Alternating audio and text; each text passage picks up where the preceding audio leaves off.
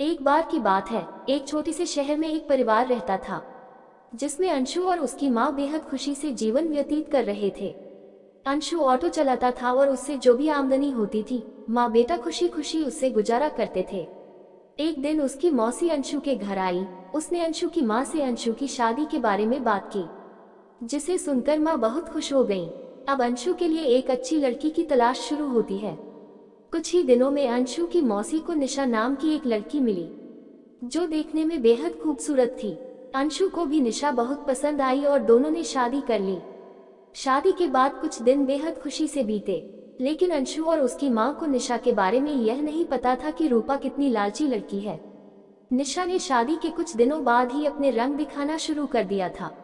वह महीने में कई बार किटी पार्टी जैसे समारोह में जाने लगी, जिसके लिए निशा हर पार्टी में नए कपड़े और कीमती जेवर पहनती थी। जब निशा के नए गहने और कपड़े खत्म हो जाते थे, तब निशा अपने पति की कमाई से नए कपड़े और गहने खरीद लेती थी, जिससे अंशु के घर में झगड़ा शुरू हो गया था। कई बार ऐसा होता कि महीने का राशन लाने के लिए जो भी पैसे होते थे, उन पैसों से निशा अपने लिए कपड़े और गहने खरीद लेती थी।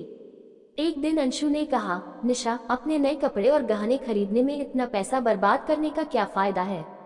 आपको सोचना चाहिए कि आपके पति की इतनी कमाई नहीं है कि आप एक महीने में 10 बार किटी पार्टी में जाने के लिए नए नए आभूषण खरीद कर खर्च कर सके।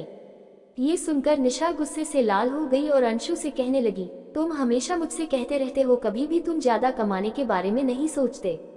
यदि तुम ज्यादा ऑटो रिक्शा चलाते तो ज्यादा कमाई होती और आज मैं आराम से नए नए कपड़े पहन सकती।